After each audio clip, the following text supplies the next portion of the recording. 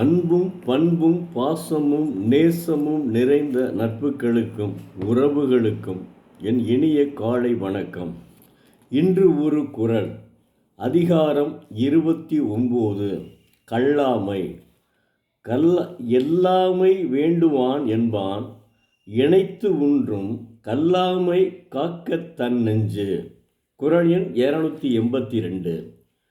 குற்றமானதை உள்ளத்தால் எண்ணுவதும் குற்றமே, அதனால் பிறன் பொருளை அவன் அறியாத வகையால் வஞ்சித்துக் கொள்வோம் என்று எண்ணாதிருக்க வேண்டும். தெய்வப்புலவர் எப்படியெல்லாம் சொல்லியிருக்கிறார் பாருங்க. குற்றங்களை மனத்தினால் நினைத்தாலும் பாவம், ஆகையால் பிறன் பொருளை அவன் அறியாதபடி திருடிக்கொள்வோம் என்று நினைத்தாலும் கூட தவறாகும். உதாரணத்திற்கு, ஒரு ஊரில் ஒருவன் கல்லூரியில் படித்துவிட்டு வேலையில்லா பட்டதாரியாக உலா வருகின்றான். அவன் நண்பன் அதே கல்லூரியில் பட்டம் பெற்று வேலை இல்லாததால் ஒரு ஓட்டலில் கல்லாவில் அமர்ந்து உட்கார்ந்து பணம் வாங்குவதுதான் தொழில். அந்த வருவாயை கொண்டு வாழ்ந்து வருகின்றான். ஏற்கனவே வேலையில்லாமல் இருக்கும் அவன் நண்பனுக்கும் அறிவுரை கூறுகிறான். வேலை கிடைத்தால் அரசு வேலைக்கு செல்வோம், அதுவரை ஏதாவது சின்ன வேலை செய்து சம்பாதிக்கலாம் என்றான். ஆனால் அவன் அதற்கு ஒத்து வரவில்லை. அடுத்த தெருவிலே உள்ள பூட்டியிருக்கும் வீட்டில் பூட்டை உடைத்து பணம் திருடலாம் என்று எண்ணுகிறான். அவனுடைய எண்ணம் எப்படி போகிறது பாருங்க. திருடில் கொண்டு போய் போகுது. வேலையில்லா பட்டதாரின்னா அந்த படித்த வேலைக்கு தான் வேலை கிடைக்கும் நினச்சிக்கிட்டே இருக்கக்கூடாது. என்ன வேலையாலும் பார்க்க ஆரம்பிச்சிடணும். கிடைச்ச வேலையை பார்த்து பிழைக்க வேண்டும். என்னுடைய நண்பன், என்னுடைய கிராமத்தில் பிறந்த நண்பன், என் கூட படித்தவர் சிவகங்கை கல்லூரியிலே படித்தார்.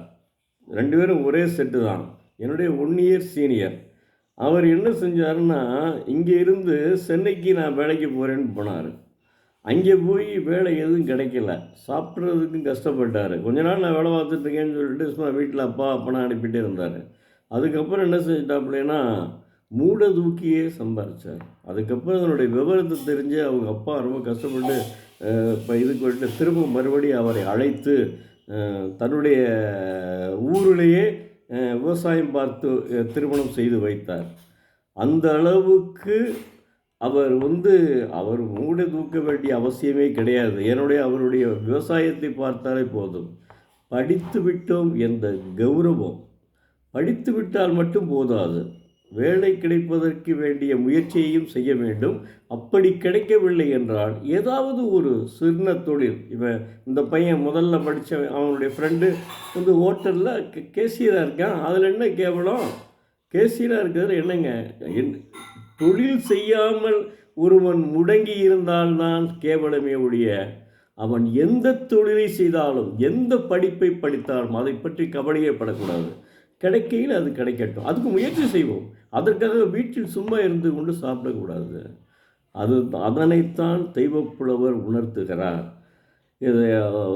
அதாவது அப்படி நினைக்கக்கூடாது. அவன் நினைக்கிறது தப்பு.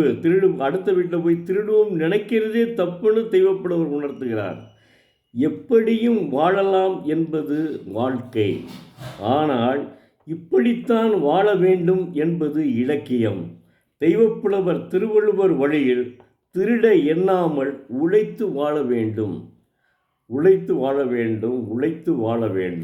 நன்றி, வணக்கம். நாளை மீண்டும் பார்ப்போம்.